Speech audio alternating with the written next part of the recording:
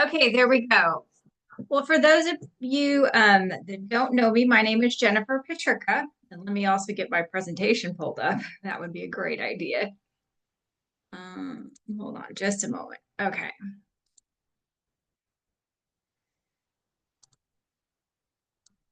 Right. Um, Okay.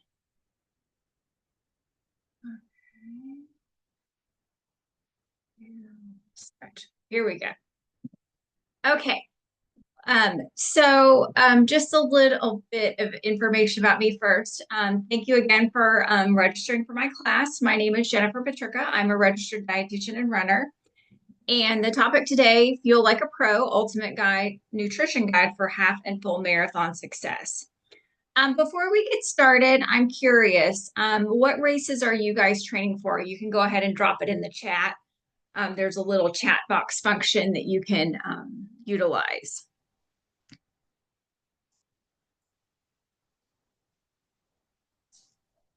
Okay, just gonna read this off real quick. So Larry has an ultra marathon. Wow. And Laura is doing the Colfax half and the Chicago marathon. That's awesome. Congratulations for getting in. I know it's really difficult with the lottery and everything. Okay. Sarah's doing Marine Corps. Sherry's doing the Richmond half. That sounds like fun. Jen is doing Chicago too. Laura's doing, oh, charity. Yeah. Yeah. I feel like that's like one of the only ways of doing it. And Kylie's thinking about doing a half again in the future. Welcome, Kylie. Kylie's also a registered dietitian, which is fun. Um, Glenn is doing the Michelob Ultra Challenge. Oh my gosh, all of those events. That's a lot of running on Bayshore. I live on Bayshore, so I'm not sure I would want to do that because I run on it all the time. Michelle, they're attending for Ironman Switzerland. Wow, those are going to be some major hills. That's awesome. Okay, well, thanks for sharing, everybody. Um, Just a couple of housekeeping things. If you guys have any questions, you know how to use the chat function, which is awesome. So you can just put your question in the chat, and I will address those at the end. Or, if you want to message me privately later, I'm happy to answer questions too. Um, but I want you to make sure that you guys stay tuned at the end because I have a special offer that I'll be providing to you. Again, as I mentioned, I do have the recording going out to you. I think it's like set at like 90 minutes after the class, so you can also look for that. Okay. Again, my name is Jennifer Petricka. I'm a dietitian and runner. And just a little bit about me. I've been a runner, gosh, ever since I have very fond memories of running in middle and elementary school, which is kind of funny. But I remember we had a field day at the end of the year and we would do like track events and there was a relay and our class like won the third grade like class. There were three classes and I think our class won. I just remember my teacher came and gave me a big hug, and so I've just loved running ever since then. I remember running in junior high and just loving it. So I ran in high school and then I also ran in college. Back then I was a sprinter, though. It was a lot different, doing 4x400, 4x200, and the 4x400. I ran the 200 as well. I also went to college and ran. And when I was in college, I majored in exercise science. I really wasn't sure, what I wanted to do with my career. But luckily, I took a nutrition class when I was a junior and I really enjoyed it. I learned about food and its nutrients. That was really exciting to me, how it impacts your health and the balance of taking in foods versus expending them with exercise. Um, I really feel like my love for nutrition came like after college too, learning more about like how to fuel properly for running events because it's obviously more of a difference when you're running a longer distance. Again, I started running after college, like most runners starting out with 5Ks, 10Ks, did a couple of half marathons, and I've done a few marathons as well. Sort of did the same thing with triathlons too. I remember doing a super sprint distance, which is a really, really short triathlon. And for those of you in Florida, I did it in Claremont, which is kind of hilly up there, but it's really pretty. And I remember I forgot my shoes, my running shoes, which was kind of funny, but I don't think I realized like there are a lot of things you kind of have to think about with a triathlon. It's not just, your running shoes, but your bike, your biking shoes, your swim goggles, all that stuff. But anyway, I was hooked after that, did several sprints, a couple of Olympics, did a couple of half Ironmans as well, and then finally did Ironman Texas in 2012. And for about the past 10 years, I was working in a corporate job. I was very just not feeling fulfilled. And, for those of you maybe that have worked in a corporate environment, you can kind of understand that it gets to be a little bit, you feel more like a number than actually like a human. And sometimes, depending on the department, you don't feel like, what you do matters. And I really wasn't learning and growing and was I'm in watching managing something on a toxic Zoom on my culture. phone. Patricia, can you please mute yourself? Thank you. So anyway, decided to switch gears. I quit my job, opened my own company. I've been doing this for about 2 to 3 years now, and I own Optimized Nutrition LLC. I help runners improve their pacing, hit their PRs, and enjoy running without GI issues, injuries, and fatigue. I offer one-to-one sports nutrition coaching, 12-week programs, and also offer a special offer called the Optimized Sweat Test, which I'll tell you about later. So just kind of a summary of what you'll learn today. How to fuel before and during training runs and on race day to avoid fatigue, nausea, and bonking. How to fuel after workouts to optimize recovery. What proper carb loading looks like. How to prevent GI issues and cramps both during races and also during training as well. And simple science-backed strategies you can implement this week.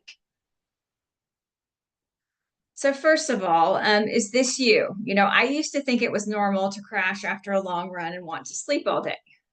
But then, I focused on my fueling before, during, and after my long run, and it's made a huge difference. And I will also say too, prioritizing your meals and your snacks, other snacks, not just your what I call sports nutrition. It makes a big difference. Now I finish strong, recover faster, and maybe just need a short nap, not like a whole recovery day. Because as most of us know, like our weekends are busy. I know several of you have small children. You're probably chasing after them, especially if they do any kind of sporting events on the weekends. Like you don't have time to just sleep all day, even though that would be nice. So eating enough carbs to avoid underfueling, bonking, and feeling like crap. So, first of all, most runners are not eating enough. I'll go ahead and say it again. Most runners aren't eating enough. I've been doing this for a little while, reviewing a lot of, food logs and talking with runners. And, I would say on average, there's quite a few runners that are eating maybe around like 200 grams of carbs a day. I'll explain why that's not enough in a minute. But your needs vary depending on your activity level. So for most runners that are doing moderate intensity activity, lasting around an hour each day, the recommendation is between 5 to 7 grams of carbohydrate per kilogram of body weight. I will explain what all that means in just a second. So most runners are right around there. Moderate to high intensity exercise lasting 1 to 3 hours each day. Most marathon runners are here. So that's between 6 to 10 grams of carbohydrate per kilogram of body weight. I would also say if you're training for an Ironman, you're probably in this category as well. There is like a higher category too, but I would say like sticking with this would be helpful, like towards the higher end for you. Okay, get this to be. Okay, so here's my example, just to help you break it down and make it make more sense. So if we have a female runner that weighs 130 pounds and is training for a marathon, the recommendation was 6 to 10 grams of carbohydrate 6 to 10 grams per kilogram of body weight of carbohydrate. So we take 130, we divide it by 2.2 because there's 2.2 pounds in a kilogram. And that would give us 59. If we multiply that by the 6 to 10, then we get basically like 350 to almost 600 on long run days. As you notice, that's a pretty wide range. And so by working with a dietitian like myself, then I would be able to help you fine tune that. So on her long run days, she would need to shoot for at least a minimum of like 350. And then on, most of her other workout days, she would shoot for between the 5 to 7 grams per kilogram of body weight. And that would be like almost 300 to like 400 grams. So what does 300 grams of carbs look like? And so I put together just like a little slide. So for example, for a pre-workout snack, you would do a medium banana with a slice of toast with a tablespoon of honey.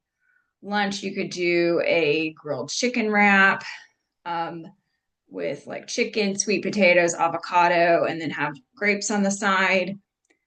For an afternoon snack, doing Greek yogurt with granola and berries. And then dinner, doing grilled salmon with rice, sauteed veggies, and mango on the side. So that's just kind of an example of how you would break that down. This is just a client story. I worked with Krista last year, and she was struggling in her workouts and didn't feel like she had enough energy. We increased her carbs, which she had some reservations about because she wanted to lose weight. And this is a common myth, and it's a common thing that I run into in working with athletes is they're afraid to bump up their carb intake because they're afraid it's going to make them gain weight. But this is a myth. Carbs inherently don't cause weight gain. So what we did is we discussed like adding in the right types of carbs. For example, like doing more simple carbs around workouts and then complex carbs around meals. And I'll explain more about what that means in just a second.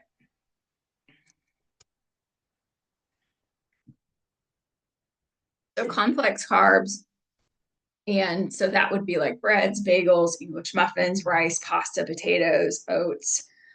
Simple carbs would be like fruit, most sports nutrition products, and sugars. You need both types of carbs, and the timing of the intake of these foods depends on like exercise time. For example, if it's like between 30 minutes to an hour before your workout, you want to focus more on like simple type carbs for workouts. For your meals, focusing more on complex carbs would be helpful. And these are just some ways to add in carbs. For example, adding in oatmeal, and 100% whole wheat toast, English muffins, bagels, fruits like bananas, berries, citrus, apples, or melons. And surprisingly, not all athletes think about fruit as carbs, but they're a great source of carbohydrate and have a lot of nutrients as well. For lunch and dinner, adding in whole wheat pasta, quinoa or brown rice, adding in beans or lentils, and then also starchy vegetables. So like potatoes, sweet potatoes, corn, and winter squash also have carbs. Just a note that you may need to limit whole grains or switch to refined grains for races and training runs if you're having GI issues, which is something I'll talk more about later. So the main thing is before your runs, if your run is less than an hour, aim for about 25 to 30 grams of carbs. And these are just some examples of what that would look like. It's better to, think about things that are easily digestible, that don't have a lot of fat, that don't have a lot of fiber, that you can easily get down, like a banana, a toast, half of a bagel, graham crackers, English muffin, a serving of pretzels, a Pop-Tart. I have a lot of athletes that like Pop-Tarts beforehand because they're real quick and easy. You could also do oatmeal. If you're someone that's not really used to eating before a workout and you have to work out really early, because I know like here in Florida, we want to get out before the sun comes up because it just gets so hot. You could always just do like sports drink or an energy gel as well. And if your run is like over an hour, like around 70 minutes, aim for around 50 to 60 grams of carbs. So kind of taking those examples from before and doubling them. So doing 16 ounces of sports drink, or you could do some sports drink and an energy gel, 2 bananas, 4 graham crackers, 2 slices of toast, a bagel, 2 Pop-Tarts, or 2 cups of oatmeal.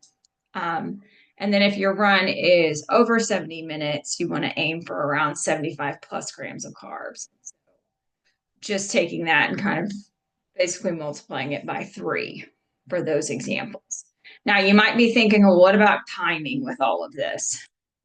It does depend on the amount of carbs consumed.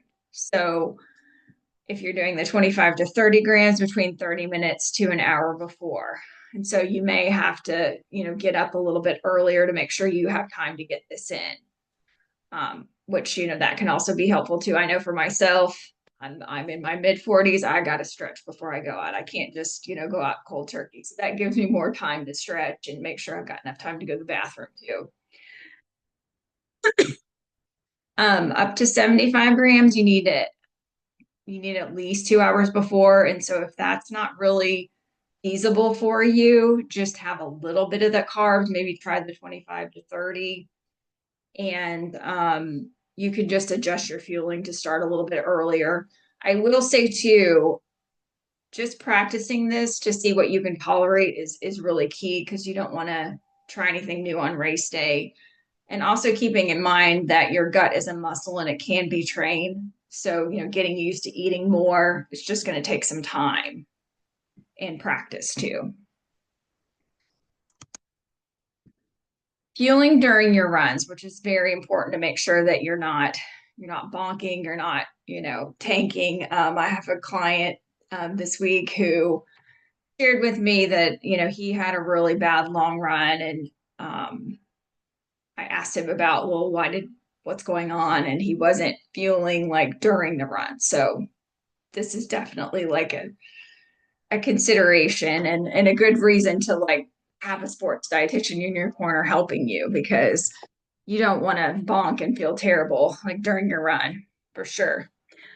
So they recommend 30 to 60 grams of carbohydrate per hour as food or liquid. And then for marathons, you can go up to 90 grams of carbs from a mix of like sports drinks and more concentrated fuels and chews. But you definitely want to practice this and work your way up to it. Liquids, gels, and gummies are better tolerated because blood is diverted away from is to the muscles and away from the gut, so digestion slows down. So you want to think about those simple carbs, which I know sometimes I hear from athletes, well, I don't want to use that. That's very concentrated, or that's just straight sugar. Well, that's really what your body needs at that point. And again, your gut is a muscle and it can be trained. So practicing nutrition during training is crucial. Fueling after your runs for recovery. And so this also helps you so that, you're not feeling so bad. It helps with recovery. It also helps you, to have better runs like the next day, because if you think about it, you're basically prepping for the next day when you're doing recovery. There are recommendations of like between 0.75 to 1.5 grams of carbs per kilogram of body weight, within 30 to 60 minutes after exercise to enhance glycogen stores.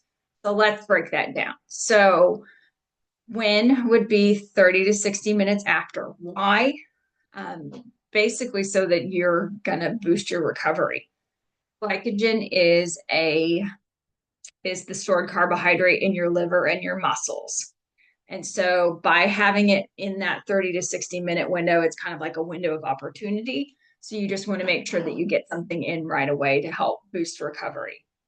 You also want to think about adding in protein to enhance, glycogen synthesis, and then also help with muscle recovery as well. Again, don't overthink this. Just get something in after your workouts. If you're not going home right away, like I know for myself, I meet with a group on Saturdays. We typically like talk and then we go to breakfast. So I'll go ahead and make sure that I have something with me, because, we could get to talking and it could easily be like 30 to 45 minutes before think about, getting in something. So just having something with you is helpful. Some examples would be like chocolate milk, fruit with yogurt, cereal with milk, a protein shake with fruit, or like a turkey sandwich. One thing I like to recommend also too is like now they make pre-made protein shakes in aseptic packaging, which basically it's just the little what all of those are made in. But you don't have to refrigerate it. I mean, obviously it's going to taste better if it's cold, but you don't necessarily have to. So that's something nice. You could just pack with you before you leave. Excuse me. Okay, talking about carb loading. And I have an athlete that recently did the St. Anthony's triathlon, and so I recommended that he do a carb load beforehand. And I said, well, hey, Leo, what do you do for your carb loading, beforehand? And he's like, well, I do this big pasta dinner and I have like these garlic knots beforehand. Is that what you mean? And I'm like, well, no, not exactly. It's a little bit more than that. So for carb loading, there's a specific protocol that's recommended. So for a half marathon, they recommend between 1 to 2 days. Again, the recommendations are in grams per kilogram. So you're going to have to get good at math or, yeah. So for 1 to 2 days, it's 8 to 10 grams per kilogram of carbohydrate per day, between 1 to 2 days. For a full marathon, between 2 and 3 days. And again, also the recommendation is 8 to 10 grams per kilogram of carbohydrate per day. Some tips for successful carb loading. So using carbohydrate foods you're familiar with eating, not choosing a bunch of new to you foods. Although I will say that like this is definitely a time where you're eating a lot more like simple processed carbs than you probably would. For example, like doing a lot of dry cereal and pretzels and granola bars and things like that. And also too, like sometimes adding in candy. I prefer that you don't do like the whole carb load candy, but it's okay if you do a little bit of candy. Also focusing on high carb foods, not high fat foods. For example, like choosing a baked potato instead of French fries, a bagel instead of a donut, pretzels instead of chips, or juice instead of a milkshake. You also want to choose lower fiber foods. Kind of the bottom line with all of this is too much fiber from fruits and vegetables, for example, can increase your risk of GI issues on race day. And so it wouldn't make sense to just load up on fruit for your carb load, even though like normally I would recommend having fruit because it's very nutritious. But in this case, you'd want to limit it and the vegetables too, for that matter. So save that salad for your like post race meal. Spreading out your nutrition throughout the day so you're not forcing too much food at once. I've got an example and I'll kind of break it down for you, but you wouldn't want to just, for example, if your goal is like around 500 grams, you wouldn't want to try to sit down and eat 500 grams at once because that's a lot. Also consider making your biggest meal the day before your race at lunchtime and eat a light dinner if that's something that's helpful for you. Also focusing on hydration. You definitely need to take in extra fluids, and that will also help you on race day too. And I think one of the best things I can recommend is drinking some of your calories, which I mean, normally as a dietitian, I'd be like, no, please don't drink calories. But like sports drinks, juice, lemonade, other beverages can definitely help you there. So this is just a list of what 50 grams of carbs looks like. And so by using this, it can help you put together a carb load. So like a large bagel, 2 scoops of like scratch or other sports drink. If you're doing like Gatorade, it would be around 24 ounces, which is a little bit bigger than like the 20-ounce bottles.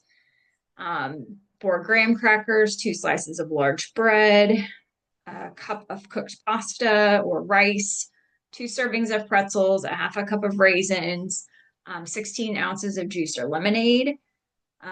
Depending on the serving, the nutritionals for the cereal, it's between 1.5 to 2 cups of cereal.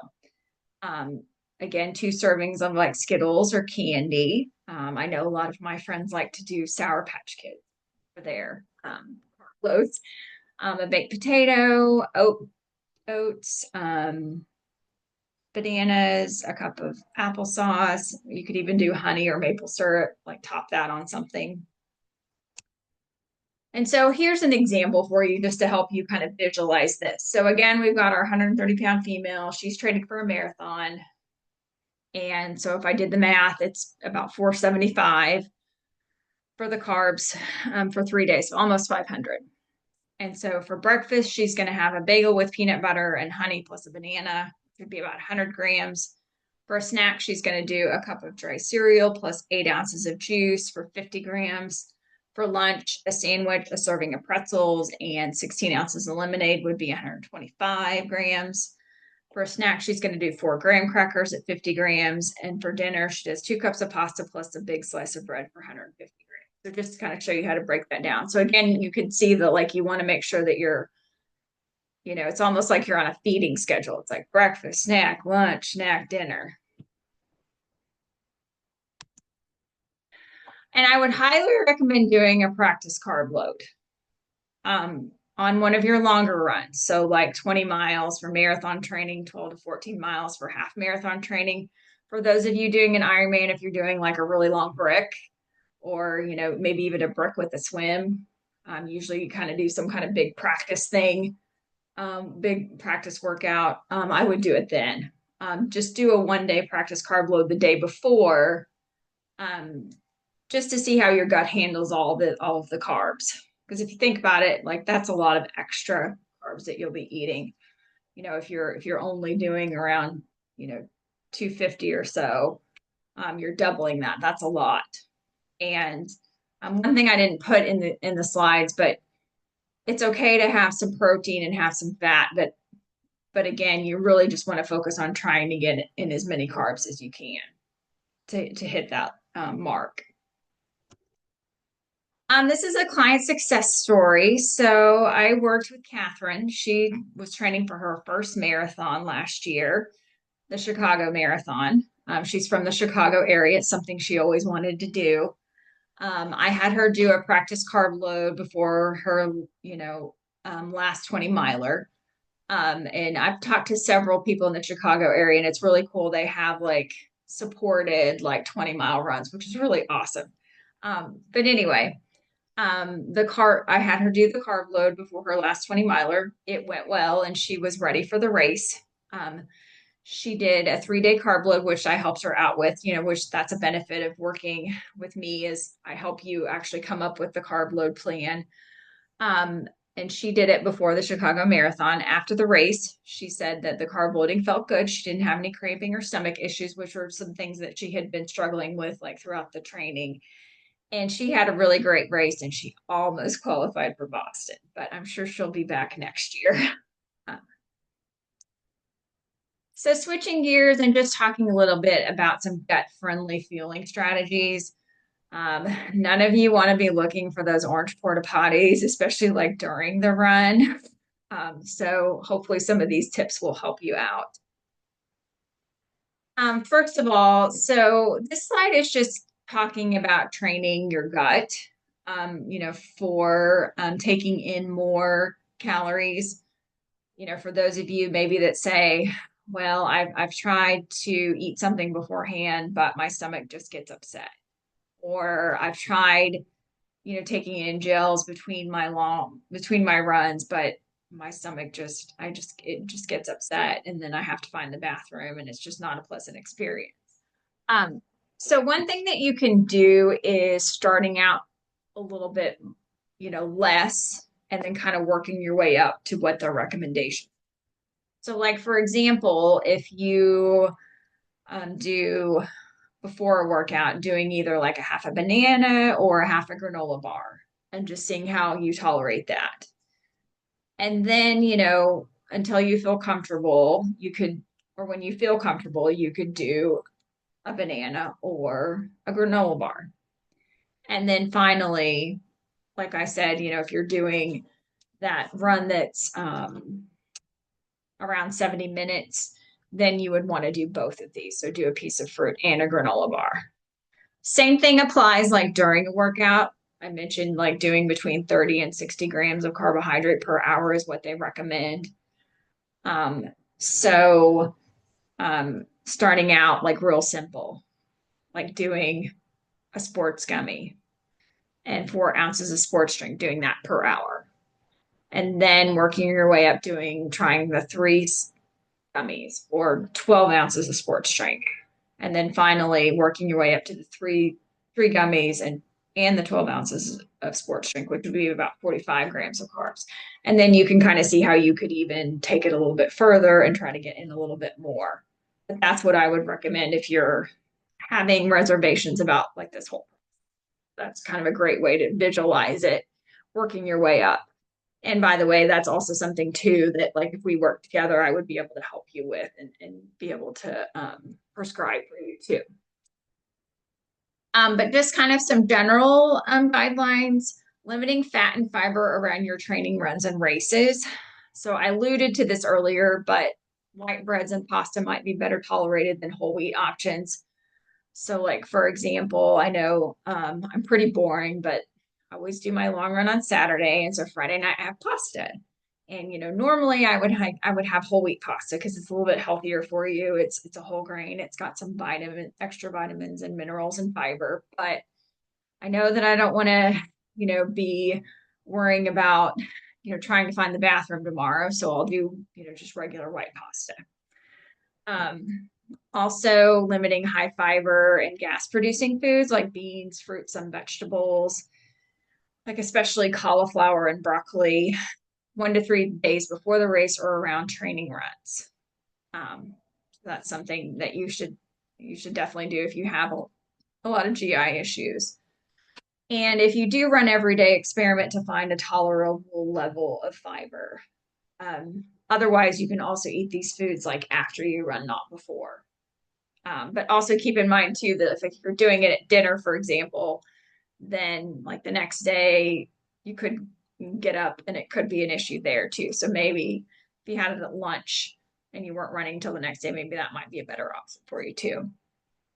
High fat foods could also be a problem. So avoiding fried foods, donuts, processed meats like sausage and bacon. I'm not saying that you can never eat these, but at the same time, like if they're causing you issues, you kind of have to think about the timing with them. Also giving yourself enough time to go to the bathroom in the morning, which I know is a challenge, but again, like I mentioned before, you can always like take the time to stretch. Maybe you can do a little meditation or something.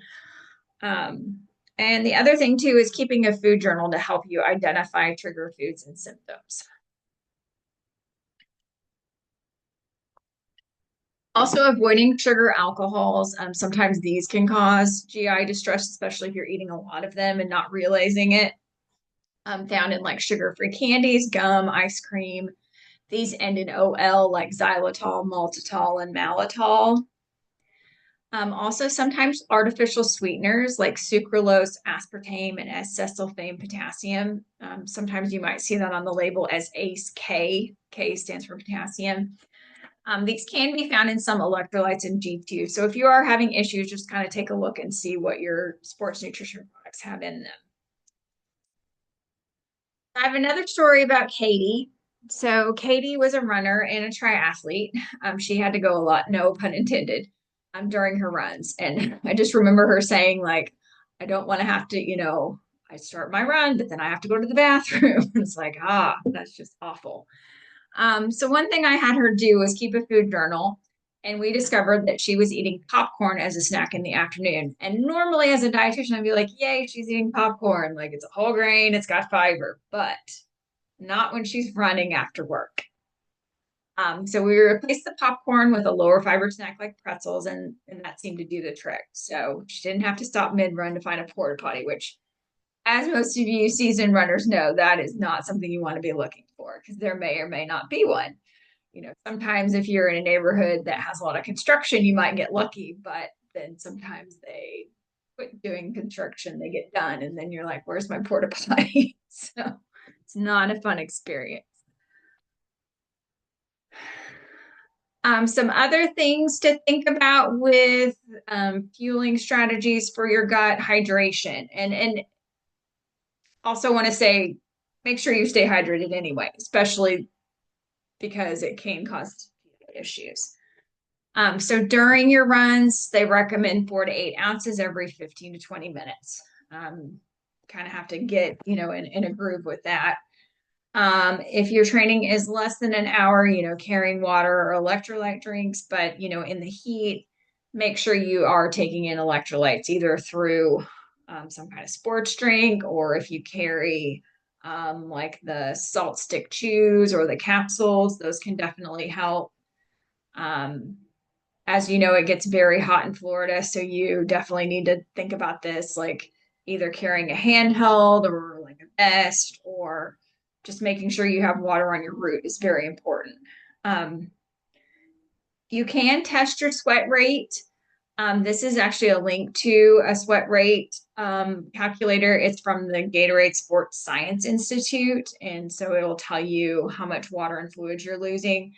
You end up having to you have to weigh yourself before, and then you're gonna account for any water or sports drinks that you use during, and then weigh yourself after too, and that'll give you an idea of how much you need to be taking in to help stay hydrated. Sodium is the most important electrolyte that's lost in sweat. Again, you don't know how much sodium you're losing sweat unless you do a test. I do have a special offer called the Optimized Sweat Test, which I'll tell you about in a minute. But there are companies out there that have sensors that you can purchase, like Levelin, H-Drop Precision Hydration.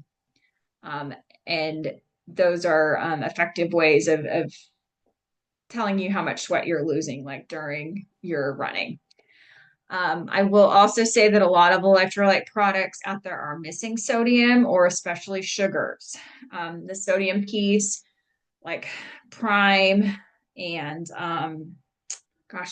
I just thought of it. Body Armor. It's made with like potassium, so there's not as much sodium in it. So just make sure that you're looking for electrolytes that have sodium in them. And then sports drinks, ideally, and electrolytes should include carbohydrates because it helps maximize sodium absorption. Um, so you're just gonna absorb more if you've got the carbohydrates on board. So, like for example, if you're doing like the salt stick caps, just make sure you've got sugars coming either from a gel or chews or something like that as well. Recommendations from the American College of Sports Medicine for sodium intake during exercise are between 300 to 600 milligrams per hour of sodium. It's just really going to vary depending on your needs. And so if you're not that salty of a sweater, you might be able to get away with the 300 milligrams per hour. But if you're really a salty sweater, the 600 plus. I've done several sweat tests with my clients, and I think I had one. Yeah, Michael, he was losing like around 3,000 milligrams of sodium per hour. So that's pretty significant. Again, the optimized sweat test. So this is something that I offer. I have partnered with a company called Levelin, and they provide the sweat test, and I'll order it for you. A sensor comes in the mail, and you wear it, during, I think it's like an hour run, and then you take it off, ship it off to their company. They will send the results. It gives you a breakdown of how much fluid you're losing, and then also how much sodium you're losing.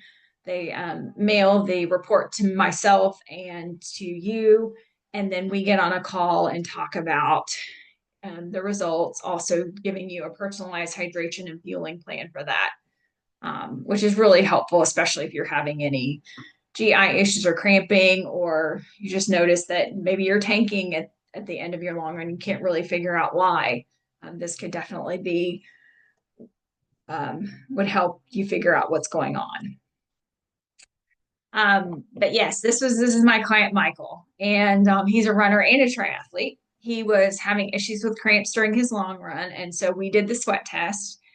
And he discovered that he was losing 3,000 milligrams of sodium per hour, which is pretty significant if you see like the guidelines were to replace, well, they recommend replacing around 600 milligrams per hour.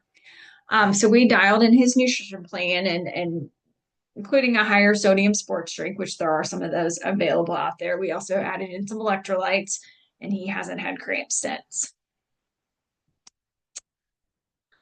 And so before I take questions, I just wanted to provide you guys with a special offer that's only for the participants that register for the class. I offer a one-on-one nutrition coaching program. It's called Empowered Fueling for Runners Framework. And I also work with triathletes too, by the way, because I know there are a couple of triathletes on the call. But it's a 12-week program. And the special offer that you get is I'm offering a free optimized sweat test with it. And so not only will you get the test, but then also the results we'll go over and I'll provide you with the plan.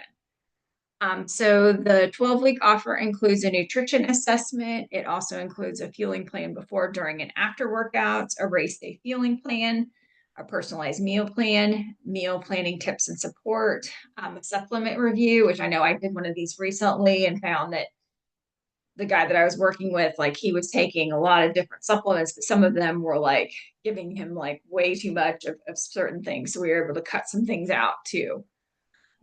Text and email support and accountability to help you reach your goals. To get this special offer, you have to book a call by May 15th, and the booking link is here, which I'll also provide you with in the follow-up email if you're interested.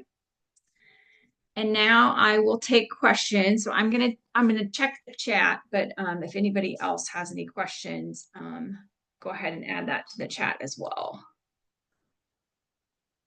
Okay, let's see. Okay, I think this is Craig's question. It says, what about if you're trying to follow a macro chart?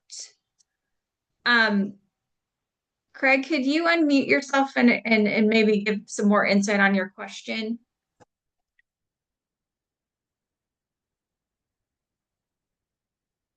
You're still here? If not, I'll follow up with you later.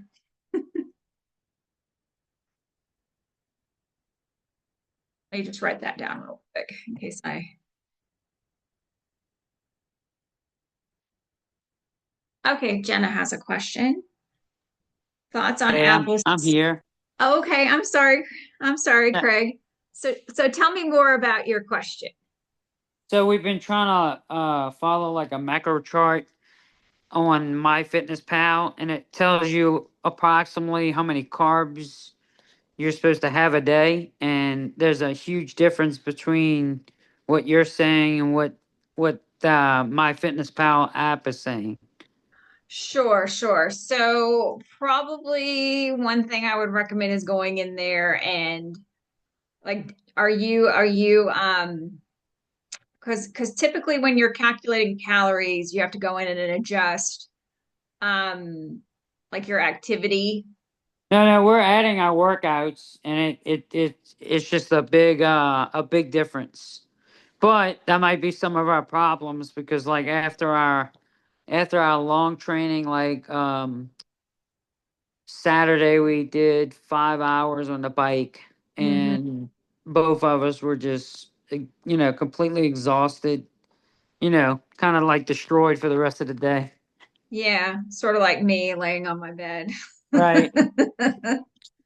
Yeah, I mean, so those apps are great, but at the same time, like you kind of have to know what's going on behind the scenes too, like what it's calculating for you. Like, I don't know, do you know about how many calories it's calculating for you?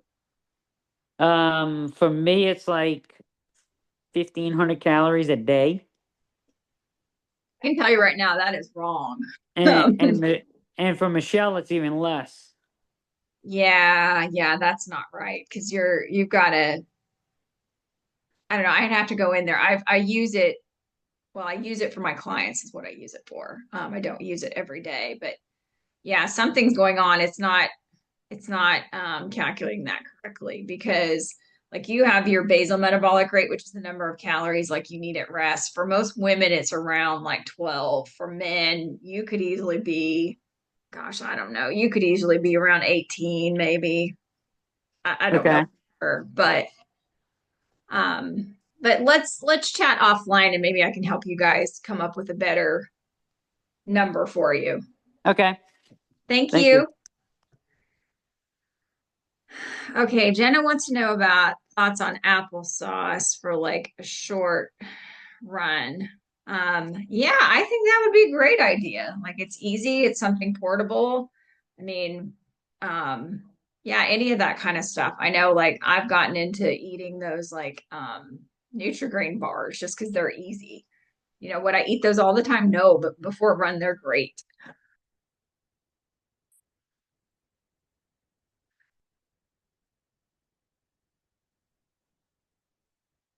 Okay. Okay. Craig, what's up with the water boy? Oh my goodness. Oh, I'm still waiting for you to unmute.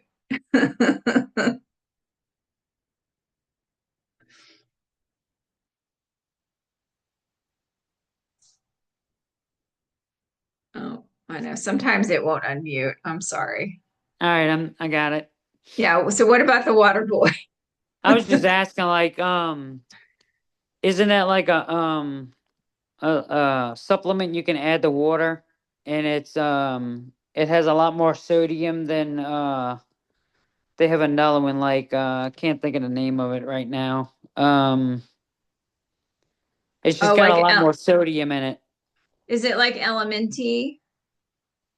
something like that. It's like trying to think of the name of the other one we were using. Um, Tailwind.